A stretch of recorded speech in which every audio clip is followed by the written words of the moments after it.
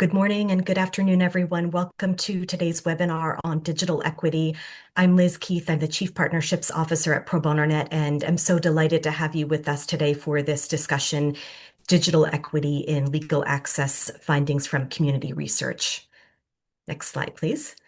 I'm so grateful to our wonderful panel and collaborators for participating in this conversation. Saron Lundy from Zebra Strategies, Eva Raison from the Brooklyn Public Library, my colleague Pat Malone from Law Help New York, and also Tim Barron, our project manager extraordinaire, who's handling production for the webinar, and also my colleague Rodrigo Camarena, who is out this month, but is director of our Justicia Lab program and also a key collaborator on the project and insights that we will hear about today. So our goal in this session is to share our collective learning and insights from a recent community-centered research and co-design project that Pro Bono Net undertook in collaboration with the Brooklyn Public Library and with Zebra Strategies, focusing on digital equity issues, preferences, and opportunities to expand access to legal help, court resources, and government services. This project was centered on communities in New York City with an emphasis on people living on low incomes as well as immigrant communities. And a lot of our work was actually centered in Brooklyn and with communities in Brooklyn. But I think as you'll hear from our panelists and in our discussion today, a lot of the themes that we heard, I think really are broadly relevant to legal aid organizations, courts, immigrant rights groups working in this space and concerned about how well the online tools and services we're creating serve all communities in the current era.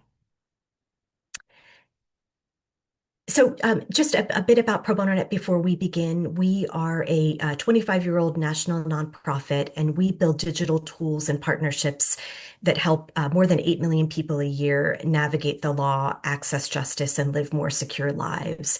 A few of our programs are featured on the right, and some of them have been integrated and used in settings like public libraries, community centers, domestic violence shelters, court self-help centers to provide on-ramps and be coupled with human support and accompaniment for people navigating legal issues and help seekers facing a wide variety of issues with very different digital literacy and confidence levels.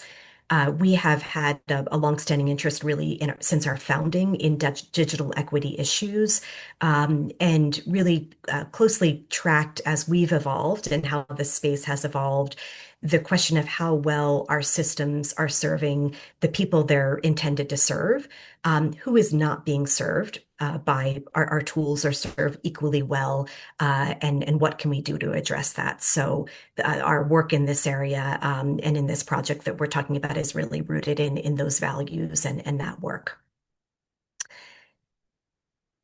So a bit of the background for this project. This project really arose out of work and resources that were established and unlocked by New York State's Digital Equity Plan, which was released in 2024, the latest version of it released in 2024, as a commitment to ensuring that every resident has affordable internet access, the right devices, the right skills and the right support to fully participate in today's economy, education systems, and civic life. And we were very fortunate to be awarded a grant in late 2024, funded initially by the Federal Digital Equity Act, but also through State of New York funding to undertake this project and really focus across these pillars, but in a lot of ways on that last bullet here on the accessibility and inclusivity of public resources, including public legal help resources, our resources, and the work we do to facilitate access to online court forms and naturalization and other legal help processes. So again, as I mentioned, we've had a longstanding focus and interest in this space, but particularly interested coming out of the learning during the pandemic era and now moving into current day, what digital equity looks like in also in the age of AI and surveillance for the communities we serve. So part of the lens that we brought to this project and bring to the work this work currently is understanding how AI and data-driven personalization, the limitations, the risks, who controls and shapes these tools, how that relates to digital equity and digital literacy, including uh, increasing concerns about the reliability of information that people are encountering online in this increasingly commercialized search environment. How we as an organization and our partners and our community can be uh, aware of and address the risks and concerns that many of the communities we serve experience around privacy and surveillance and the impact that that may have on their civil liberties. Data control and consent, what people understand about if and how their data is being used and shared. And then this last theme, which I know is a concern broadly across the access to justice community, who has access to quote unquote smarter or more sophisticated legal help tools, and also who has access to processes, systems, information to challenge unfair or discriminatory automated decisions. So some of this sort of historical framing of digital equity, I think, is into converging and intersecting with these broader themes related to AI policy and uh, uh, data security, data privacy, and consent. So we're a technology nonprofit, and we're really proud and encouraged by the scale at which our programs and tools have been adopted in New York State and across the U.S., and also by ways in which we can see the design of those tools and the support that they're providing in the feedback that we hear every week from users of our systems. And you can see some examples of that on the left in that feedback from users from our online forums program like Law Help Interactive and other tools. But we're also realistic that many people have questions like the ones that we receive on the right, people that are just overwhelmed by the challenge, the legal challenge they're facing and how to navigate that through very complex and often fragmented systems. Just this dependency often on print materials, signing legal documents, signing forms, that last mile of how somebody might need to file a form that they can then complete offline. And then questions that we hear often about just the desire for some human support. So how can we use tools like Live Help or community-based navigators or other intermediaries to help increase the availability and quality of human support that's provided and increase the humanity of our justice system as people are navigating through it. So just to wrap up here, we're so, I think, excited about the turnout and interest in this topic. I think we had more than 100 registrants really from a wide swath of the legal aid community, courts, immigrant rights organizations, community-based organizations, and really just, I think, underscoring this call to action for all of us to really think about ourselves as digital equity providers in the work that we do, facilitating access to trusted legal rights resources, thinking creatively about how we can use technology and human support and partnerships to help better accompany people navigating legal processes, resources, and forms.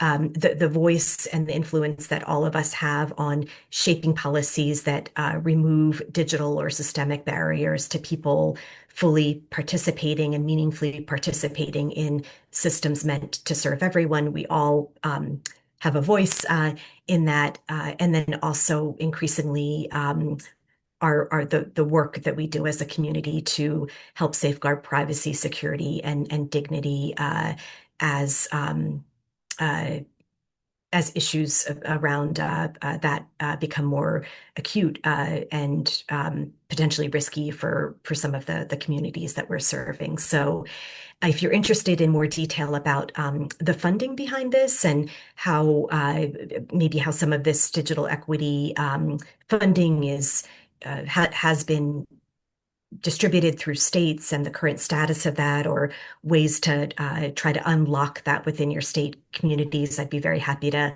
help brainstorm around that and share our experience and in New York State being able to engage in this work and partner with experts like Zebra and with the Brooklyn Public Library to really take a current and fresh look at these issues. So with that, I am delighted to turn the next segment over to Saron, as our research partner on this, to share the findings from the research phase of this and some of the highlights from the co-design sessions that we hosted as well to design and envision potential solutions to the issues that we heard about. So thank you so much, Saron, for joining us. Sure. Thanks so much, Liz. Before we go to that, man, we just go back for a moment to the other. Yeah. So one, I just want to take a moment to thank everyone for joining us. We're really excited to share this information. As Liz mentioned, my name is Saron Lundy. I'm the lead strategist at Zebra Strategies. At a very, I just want to give you a quick overview of Zebra Strategies at a very high level. We are a women and minority owned business. We're focused out of New York, and we focus on market research and strategies that center the lived experiences of minoritized populations and BIPOC populations. We've been doing this for a number of years, and we were super excited and just kind of over the moon with joy with the opportunity to partner with Pro Bono Net to really understand the experiences of some of the different socioeconomic classes, essentially, of the United States in New York with a focus on looking at immigrants and their experiences. So I'm going to take you really briefly through the research findings, and I believe at the end of my section we'll have a quick pause to answer any questions before we go on to the rest of the conversation. Cool. Awesome. All right, so thank you. So what we did, we conducted 5 community focus groups across language groups in New York with the at public library and CBOs. The languages were in Mandarin, English, and Spanish. We also had 5 stakeholder conversations and an in-person workshop. After we did this research, we did some cross-sector analysis, and we crafted a service blueprint grounded in those lived experiences. And I think it's really important that we made sure that we centered community voices and not assumptions. We really want to make sure that we're hearing directly from people and using their insights and their thoughts and leveraging their insights and thoughts to come up with solutions, as well as really unearth what's stopping and preventing digital equity. Moving on. So what we heard. So across all the communities, we heard first that smartphones were the primary access points, and they were really the kind of underlining commonality across all the groups that we spoke to as a means to access legal aid, to access digital tools, and really is the gateway to the digital world.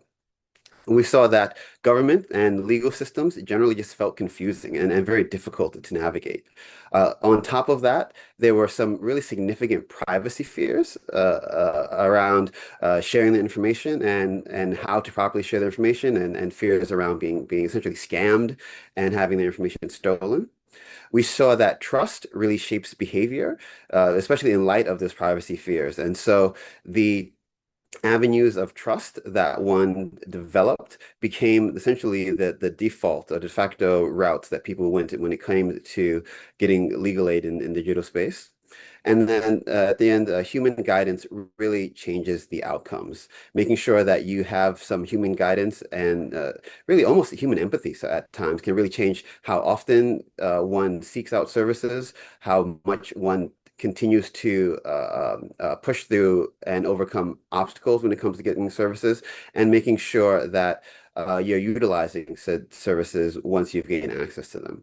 And that really just, that really just sums up to this notion that access is really layered. It's not a simple thing. There are lots of different layers that one needs to unpeel to make sure that access is achieved. Moving on, as we see, digital access is not the same as digital confidence. Just because you have access to something doesn't mean that you're confident in your ability to navigate it and to utilize it. So, as I mentioned earlier, people tend to have a device as well as a public or sometimes even a private space to go. But there are still significant troubles when it comes to trusted internet access, going back to what I mentioned earlier around fears of what information you should release, making sure you're not getting scammed, making sure that information is not being stolen. Additionally, there are struggles around the ability to understand the language. And also, I'm actually, I want to take a moment to say it's not necessarily just understanding the languages, but it's also understanding the nuance of language. And so, as we all know, language is constructed both of your direct denotations as well as connotations. And while you may have an actual translation of something, you may not understand the full nuances of it. There may still be some confusions as to like what it actually means, even though the words have been clearly translated. Additional struggles around navigating complex processes, especially when it comes to filling out forms and working with different UXs across different systems and across different organizations. There are deep fear of making mistakes. And just a sense of not being sure if they made a mistake. And to add to that, there was often a lack of signals and signs that a mistake had been made. Right? And so you may put in some information in a certain place, and that may get through the original or the initial filter, but there may be some like issues later on down the line, and people don't actually have that feedback as to whether or not they've actually made a significant mistake. And then lastly, as I mentioned before, skepticism around entering personal data online, fears of entering your green card number or social security number if you have one, or various things like that were kind of rampant throughout the different audiences that we spoke to. And that really just sums up to this notion that confidence really requires support, right? And so the way to really unlock digital access is to also making sure that we are unlocking digital confidence. And the way to unlock digital confidence is also to make sure that we've got the very support systems in place necessary that people are able to use things either with help or on their own.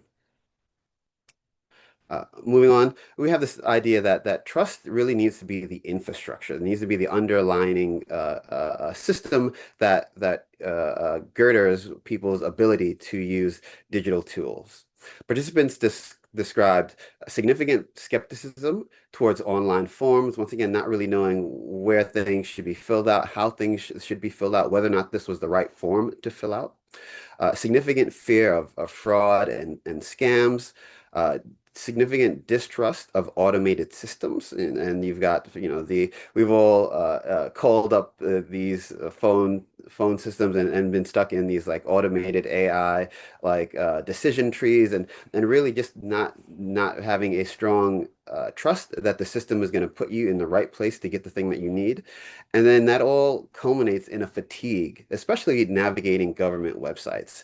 And this fatigue very often leads to people stopping continuing to try to get the things that they need or trying to find like a family member who may or may not even be particularly well informed about how to do something, and just this a lack of follow through, and then that leads to the lack of access when it comes to utilizing digital tools and getting the legal aid that they need.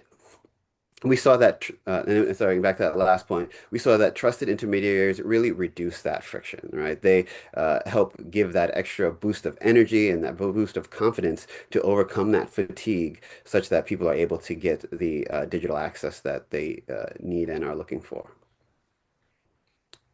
And then we see that human support on at least some level is not optional. As digital systems expand, people still really seek reassurance that they're doing the right thing, that they're following the right path, that they are filling out the right form, for example.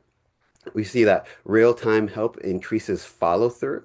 And so there are sometimes opportunities for people to send emails and say, hey, I need X, Y, Z, or I'm not sure how this happens. But even that lag in sending the question and getting the response back can provide a bit of a hurdle and a bit of an obstacle and eventually stop people from going, can lead to that fatigue. And so systems wherein people are able to get real-time help, either be it with their family member right next to them or a CBO right there, or maybe even some sort of chat or something that helps them solve that problem immediately while they still have that catalyzing moment when they're still got that energy to overcome and get the challenge, get the help that they need for. That really helps follow through and really helps them achieve what they're going for, excuse me. And we saw that navigators and community justice workers really matter. Uh, People had a lot of trust and faith in these navigators and community justice workers and people that they know are out there who are not there to scam them, who don't have a significant financial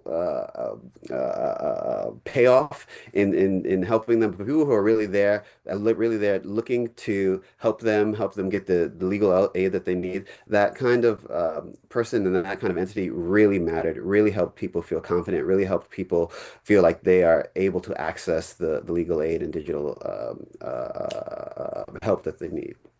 And we see that technology scales impact, but humans sustain trust, right? And so AI is kind of acceptable. It's generally it was people saw a bit of a skepticism around it, but at least for the simple things, the very non-complex things, people were open to AI, and therefore it can help kind of even some of the playing field on the really simple request. But when it comes to the more complicated things, humans were required to really make sure that people were feeling confident, that they were feeling trusted, that they were doing the right thing. And so I think that there's a combination wherein AI is useful for the simple things, but humans are there for your deeper questions, for your more complicated questions. And so that's why we have this notion that AI technology can really scale, but it's really about the humans at the end of the day to make sure that people have the trust that they need to access these systems and get the legal aid that they need. Cool. So I believe we can stop for a moment to answer some questions. That was a very high level overview of it, but we can take a few moments to answer any kind of quick questions that maybe have popped up from the audience as I took us through that. Great, wonderful. Thank you so much, Simone. And if anyone has questions, please feel free to use the Q&A. Simone, I have two that uh, relate to the first is what the research found or heard about some of the apps that are used by the communities that were interviewed. Maybe some of the common social media apps that people might generally be familiar with or think of, but some of the others that we learned about that people use for communication, learning, and accessing services. And then the other question, one of the things that was really fascinating to me and just insightful for me about Zebra's research was the nuances in the different types of community support networks that communities turn to.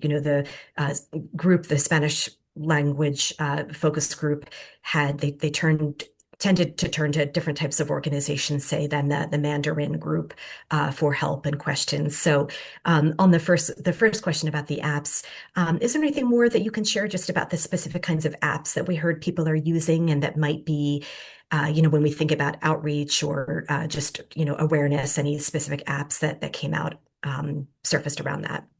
Sure. When it came to apps, the kind of usual suspects were the ones that most people mentioned. So you've got your Gmails, your YouTubes, your Google Maps, Google Translate was, as you can imagine, used quite a bit. WhatsApp, Instagram, WeChat, and then you got your more kind of like day-to-day things that you need to get the food that you need. So like the Costco app, uh, entertainment like TikTok, of course. Someone mentioned Bilibili, which I'm not super familiar with. I'm normally pretty up on my apps, but yeah, it was the kind of like general like day-to-day socializing, making your daily grocery trips and things like that a bit easier. Those are the main apps that people used. Mhm. Uh, Great. and Terrific. mhm. Mhm. And then the second question around actually pulled up a page on that. Okay, yeah. On the different, I believe, correct me if I'm wrong, the second question was on the different CBOs and resources, like Yep. organizations that. Community support networks, community reliance. Yep. Yeah, Mhm. sure. So when it came to the Caribbean participants, we saw that they tended to rely a lot on family and friends and libraries.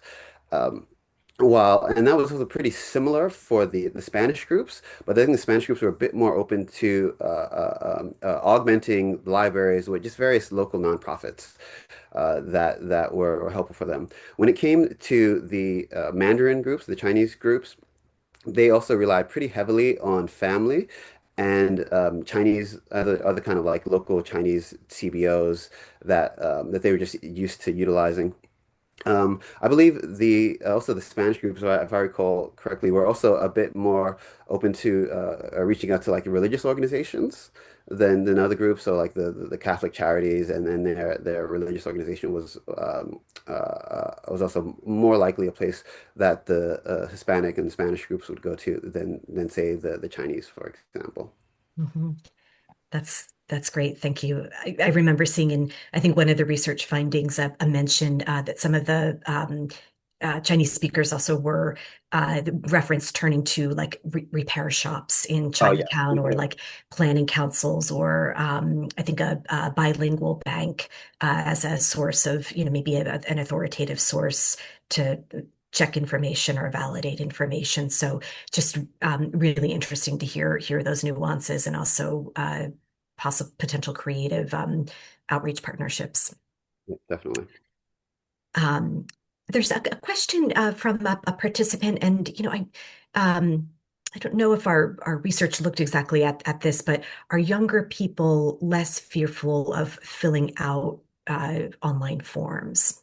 Yeah, we had a pretty wide a range of age groups, and so definitely we had both the people who were like the older, generally the older people, or the kind of newer immigrants who were who are more fearful, and then you had the younger people, maybe the second generations, who were very much the ones who were kind of in many ways the go-to for their older parents. And so, yes, younger people were less fearful of filling out forms and much less fearful of necessarily being scammed, although we know anyone can be scammed at any age. It happens really across the spectrum. But they were generally less fearful about filling out forms and were in many cases the family members that their older immigrants' parents would essentially go to as a means to help navigate the systems and utilize digital tools.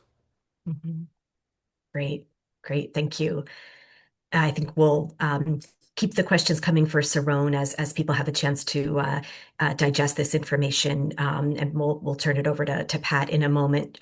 Just on the question about the age differences, not in this project, but in a different research that I came across in the last couple of months, I saw some interesting findings almost about this like convergence between digital concerns and digital skepticism or concerns around privacy and security, convergence of younger age groups and older age groups, like the 65 plus age groups and the individuals that are in their like young adults, late teens, early to mid 20s. This almost sort of similar trend in concern, wariness about completing in forms that might require or services that might require social security numbers or personalized identity information, but differences in like the confidence of navigating those systems, but both heightened security, privacy concerns within those demographics. Wonderful. Well, thank you so much, Saron. We'll shift now to Pat Malone to talk about how Pat, who leads our Law Help New York program, sees these issues play out in practical day-to-day ways within Law Help New York, and then some blue sky ideas for how we might address some of these issues looking forward. Great. Thank you, Liz. Thank you, Saron. So I'm here today to talk about one site and how one site is addressing some of these concerns and some of the ways we might do more. What are our opportunities here? And for those of you who manage sites, I'm sure you'll recognize some of these challenges within your own work. And I may ask you to chat in here and there on your experience. So my role is leading on content and partnership and strategies for Law Help New York, which is a public legal education site with self-help resources. And I want to look today at what we've heard and how we strive to address some of these challenges. The challenges that Saron mentioned include smartphone access to online resources and information, confusion regarding the complexity of law and process and language itself, fear, what is trustworthy, have I made a mistake, and privacy and confidence that you can have in the resources that you find. We hear that people want reassurances along the way. They want real-time help and navigators. All right, let's go to the next slide, please. And we'll look at some of the features on our site, not all, but starting with a couple basic good site processes that many of you already practice. Our sites are mobile responsive, knowing that most people are coming to our site for information on their phones, and also in English and Spanish, which in New York State is by far the largest non-English speaking group of users that we have. We also are considering other languages and thinking about, some of the pros and cons of doing that by machine. All of our Spanish translation here is by humans. But if we were to do it by machine, how would we check that? And do we have an advantage since the language is very simple and we don't have to be a court, with a form and a process? It may be less error prone than other kinds of translated resources. Okay, on the next slide. So a lot of what we do is using plain language so that folks who are reading and understanding at the average American level, which is sixth or seventh grade, can understand the law and also process. I've been changing the flavor and the tone to some of the materials too. We know that most people are going to go into court on their own. So rather than emphasizing the importance of getting a lawyer, we also want to talk about how you can represent yourself, how you can speak up, what it's like to be in court, and what are some of the questions that people can ask when they don't understand, because that's got to be one of the most intimidating parts of a process. So addressing that fear of making mistakes by making the content easy to understand and by letting people know, yeah, this is hard. And here's what you can do. Next slide, please. Okay, so an important part of what we all do is trying to build that trust for people who are looking at our site. And if you can chat into, if you're somebody who runs a site, or actually, let's just say you look at websites, if you can chat in, what is the first thing you look for when you're trying to gauge whether a site is reliable? I don't have a great view of the chat, Uh, so Liz, or yeah. yeah. What are we hearing from people? What do you look for to determine if a site is reliable? Yeah, I think people might need to use the, oh, interesting. Okay. Is it a .com, .org, or .edu? Or a similar ending? Does it have HTTPS?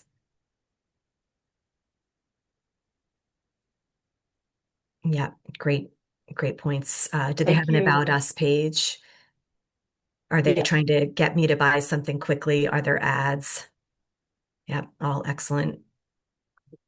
excellent points. Thanks. Yes. So we've, we have an About Us page because we understand that that is one of the places that people look to figure out who we are. And it also shows who our connections are and how we relate to some of the other trustworthy organizations in the field. Um, we also are using guided forms to help people avoid mistakes. That's another way of addressing the fears that people have. If folks click on our guides and forms portion of our site, it will take them to either the court site or our partners, our sister organization and project Law Help Interactive. Um, where we try to reassure folks that this is an advocate-based site and this will help you to avoid mistakes and it will guide them through the questions that the court or the court forum has. So those are ways that we address fears. We try to build trust. We also have in our site within the About Us section the privacy information so that folks know that we are not tracking their information or using answers for our own purposes or advertising. And right now we're working through this project on a Spanish language video on how to be a good consumer of legal information, especially, when we see that search ad results are always at the top, AI findings now at the top of every search. How does an organization or how does this person find that .org trustworthy or .gov, .edu information that they can count on? Okay, and in the next. So here's what we're doing, perhaps first and foremost, to help give people a more navigated and supported experience. This is our live help chat feature. It is staffed by volunteer law students who are trained and supported by us.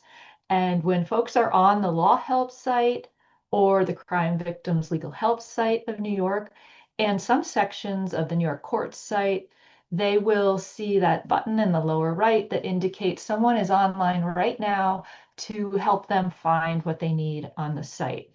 We do this through our partnerships, including one with Family Legal Care. So when we have chats come in for folks who have questions about family law problems and our partners at Family Legal Care are staffing their chat, we can refer people. So to see and build more programs like this, more opportunities for people to have that guided experience is one of our goals as a project.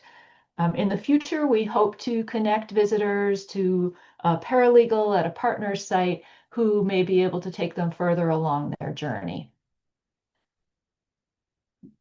So what would we love to see in a blue skies situation?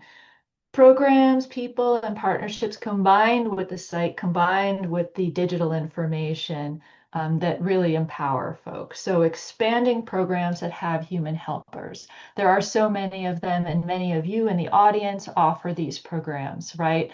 Like our live help chat. We know about Legal Hand. Law librarians are a great resource, often available, at least in New York, through an email or chat feature. Court navigator programs, accompaniment, and more.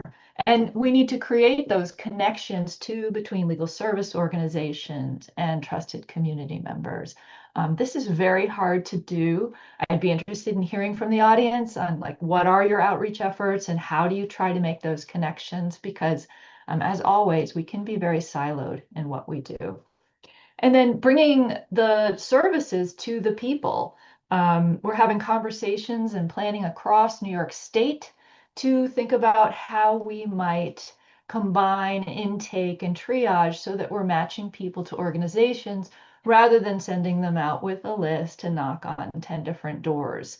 Right now, we're working with partners on an eviction defender project with about 5 nonprofits and anyone else who wants to join us outside of the city to help match people who are in eviction proceedings with an organization. So not just giving them the phone number, but giving the person's phone number to the organization and a plan for them to be in contact within days.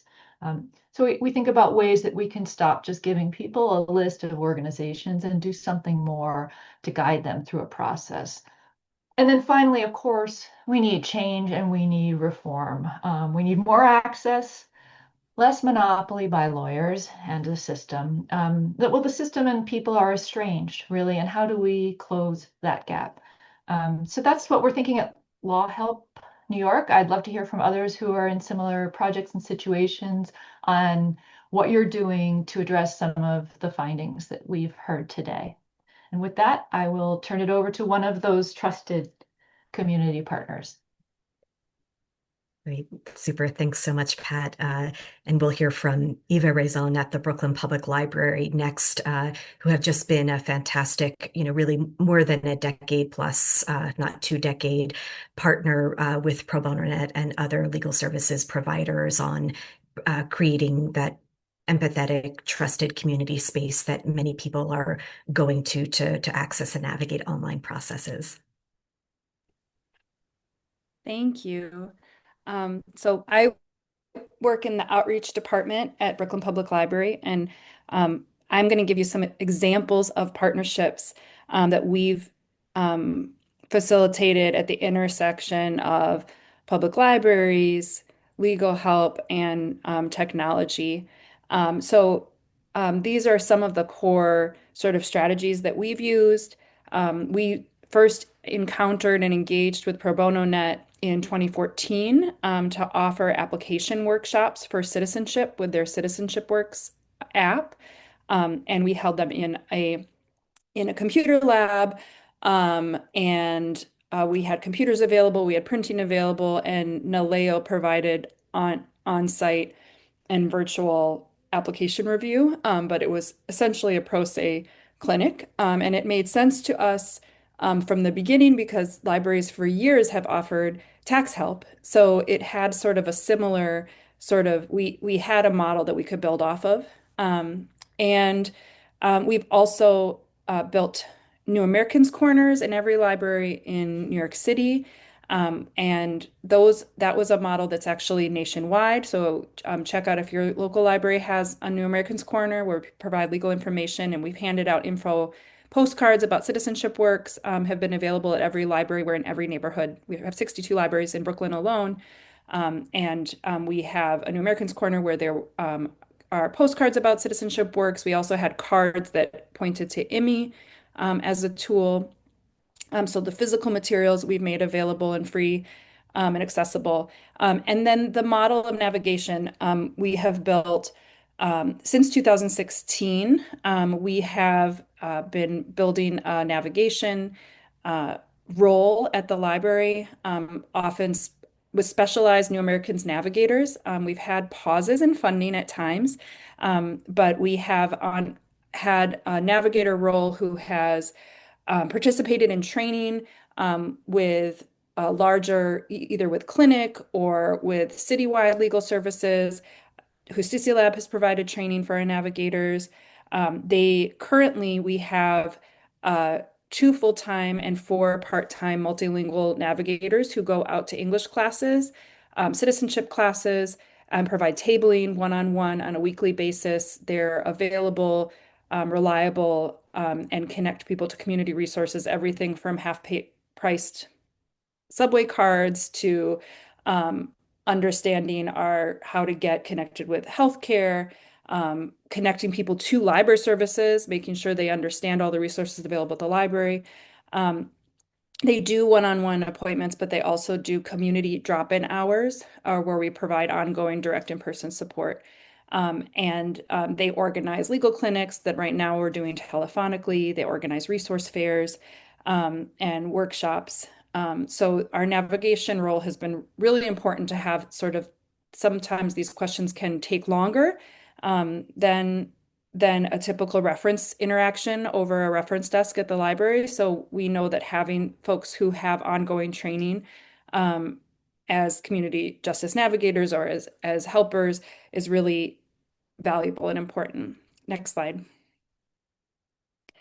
And just to give you some tips in talking to libraries, if you want to partner with your local library, one of the easiest places to start is to offer some training, offer some basic introduction to the tools that you have available. Make clear unauthorized practice of law and how they are able to connect people to online tools and resources without unauthorized practice of law. Just they wouldn't necessarily give someone the form they're supposed to fill out, but they can connect people to the information that will guide folks to self-advocate. Also, making sure that staff, same way we get training in databases, that library staff are trained in your online tools and know about local government resources. I also think offering physical materials like promotional materials about your resources is really valuable in a library space. That librarians regularly create displays, like to figure out ways to make sure that information gets into the hands of the right people. And also that just to leverage the connections that library staff often have to their local communities.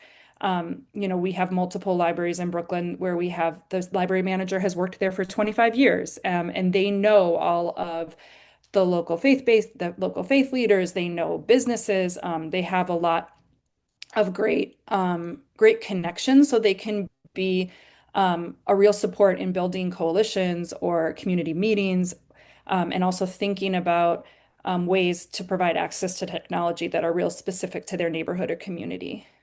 Next slide. And just also in general, public libraries are a public resource, and we do a lot of work to make sure that those public resources are as accessible and inclusive as possible, including a lot of work around digital equity. So libraries are great partners around reaching folks who might not have access to Wi-Fi, or might be looking for support but not have the digital literacy skills. To access online support. So they can be great partners, and these are resources that are available to everyone. Most libraries have meeting rooms and spaces that are bookable by the public. So those are being used right now by advocacy groups to hold Know Your Rights workshops and meetings. But we've also used them with legal service providers to provide on-site legal services, where sometimes our navigators will help book appointments, or we can provide those private spaces where people can ask more personal questions. One of our digital navigators told me, who works specifically with older adults, that when people ask her legal questions, even if they're in a private room, they whisper. So the private space is really important, especially for these types of questions. And we've dealt with that a lot with our navigation of, like, if we're tabling, how do we still provide a semi-private space? And just knowing that, like, there's multilingual staff, many of whom actually live in their communities at many libraries. Most libraries have dedicated technology staff who are there to maintain our technology infrastructure. And many libraries have also hired digital literacy staff to help support our work with the public. But like any community and public resource, we have our challenges with funding and investments as well. So I definitely recommend that if you reach out to a library, talk to them about different opportunities, what resources you have, what they have available. They might have constraints in certain areas as a shared resource or because of funding constraints, but often there's so much overlap in terms of our overall goal of access to good information and public resources, that it is a natural partnership in my experience. So we can really be a bridge between users and technology and provide some of that human connection that is ongoing and reliable.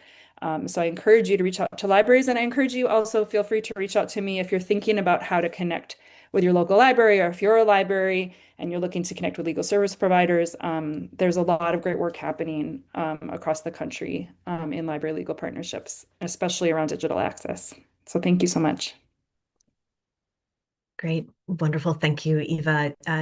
It's terrific to hear about the current work that the Brooklyn Public Library is doing in this area, and the role of digital navigators, and the way that digital navigators are a form of or complement this sort of broader discussion about community justice workers and community navigators. So I think just such an incredible opportunity to really build those models together, and resonant, just in the research that Saron talked about with community members and with stakeholders, really just affirmed that libraries are viewed as one of the most trusted and effective resources for digital equity and access issues. So we had a couple of questions in the chat that I wanted to turn back to. And one, the first one, I think, Saron, is for you. And going back to just the design of the research and the approach to the research, there's a question about what are some general guardrails for dealing with the populations that we engaged, in terms of engaging them in the current climate. And for context, I think we kicked off focus group recruitment in July of 2025, and that we sort of tried to ramp that up in earnest in August, and that was during a period, as we continue to see, of heightened enforcement actions and a very difficult and challenging climate as a result of the administration's position in some of these areas. So, Saron, anything you can share just about our experience there and kind of guardrails around the how we approach the research? Sure. Sorry, sure. Yeah, I think one, the most ideal way to even go about like getting people's information and getting people to participate is to utilize trusted intermediaries and trusted spaces. And so it was very important that we didn't go to some random focus group facility. There are millions of them in New York, but we wanted to make sure that we were in a place where we knew people had trust for the area. So like the libraries made sense. If we couldn't for some reason use the libraries, we'd look for another community-based organization that people utilize, people know, that people trust, and we really focus in on making sure this is the right space. Then it becomes the actual recruitment of people. Once again, utilizing people that people trust, that they already know that aren't gonna sell their information or put them in harm's way in any way. All right. So that means thinking about as an organization going up to a local community leader that people already trust and people believe in, and then utilizing that as a intermediary, and then being totally transparent and saying, hey, community leader, this is us. This is what we're doing.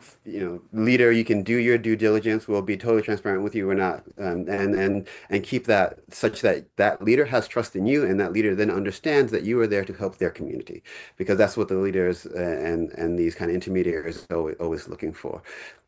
Outside of that, if you've just got to like cold call people, it's really tough, and you've got to be, once again, super transparent, and maybe more transparent than you expected to be. But like, one, letting people know from the very top, we're not here to sell you anything. We're not going to give your information to anyone.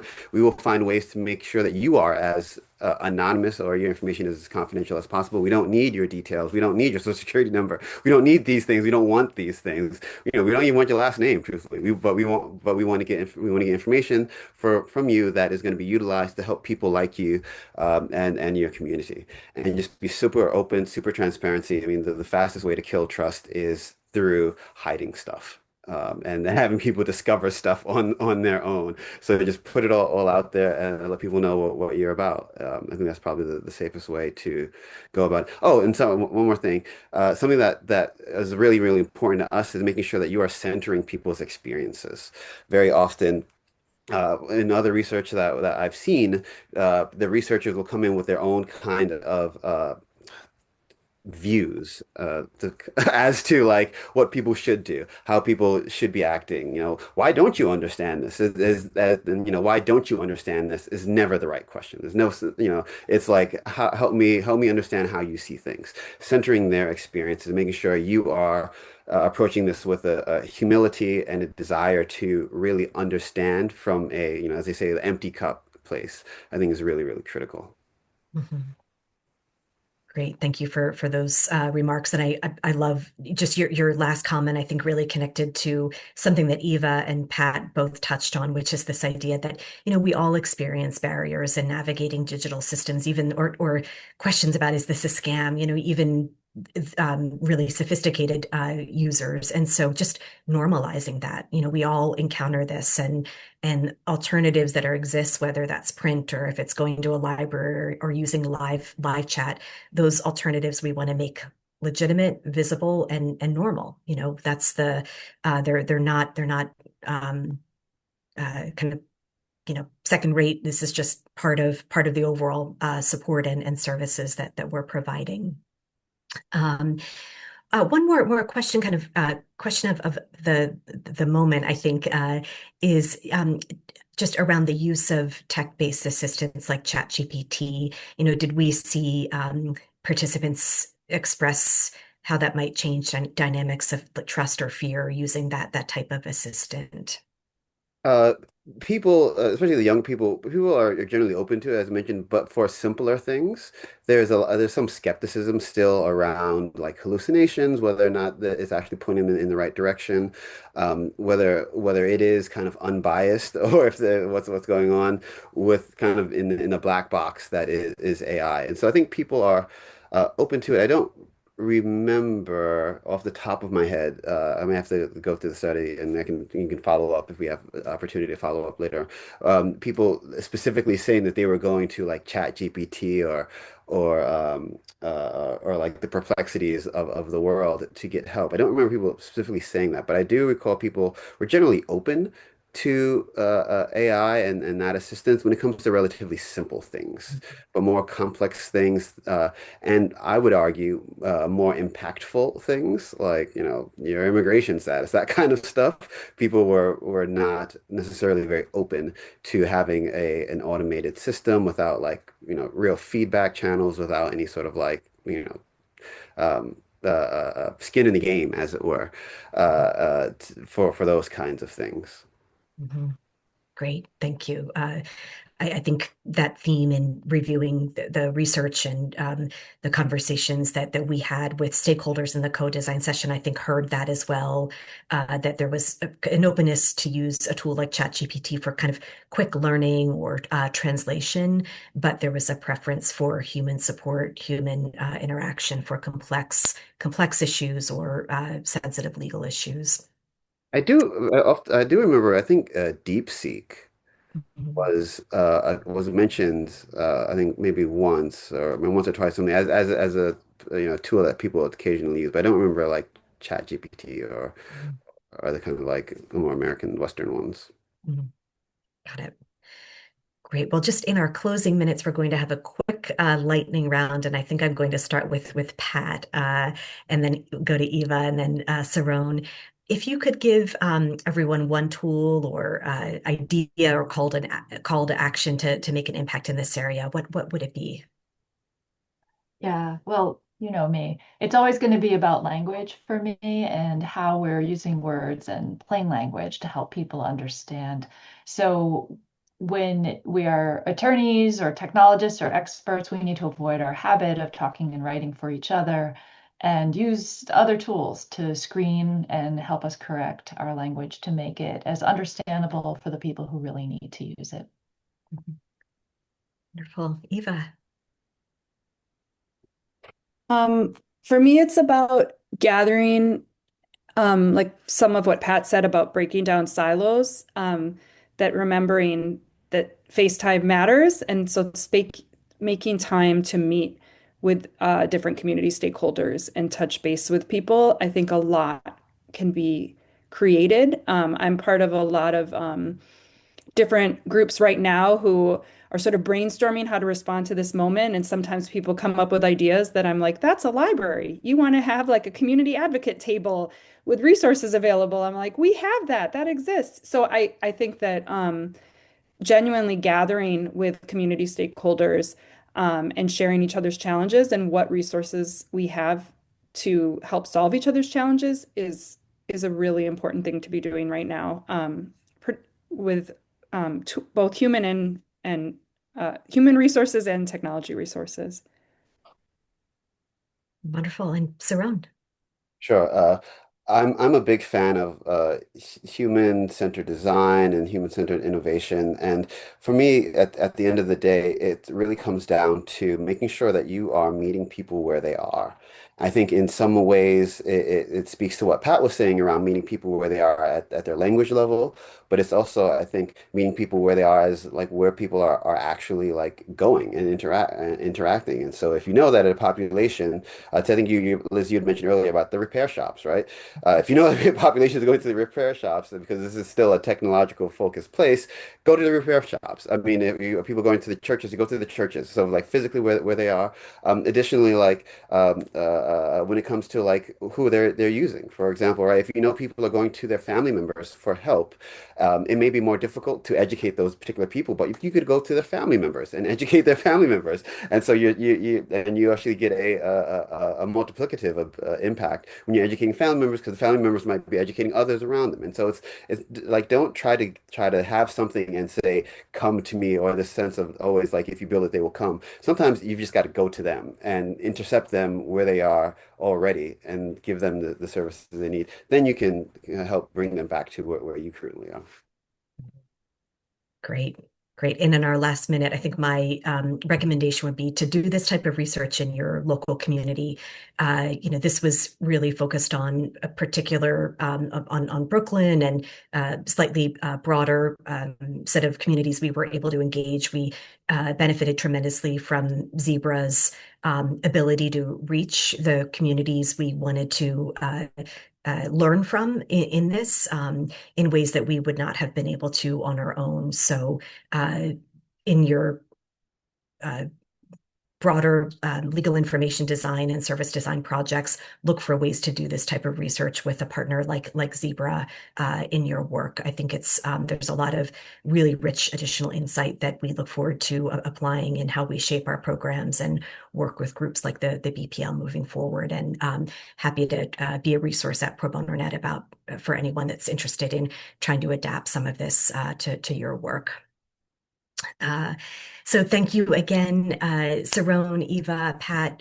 So grateful for your time and expertise today and on this project. And thank you all for joining us. Really excited to have such a large turnout, and don't hesitate to reach out. We've got, we'll, I think, share a copy of the slide deck to the recording with registrants for today. And we have contact information for all of our speakers here if you'd like to learn more. So thank you all so much. And thank you, Tim.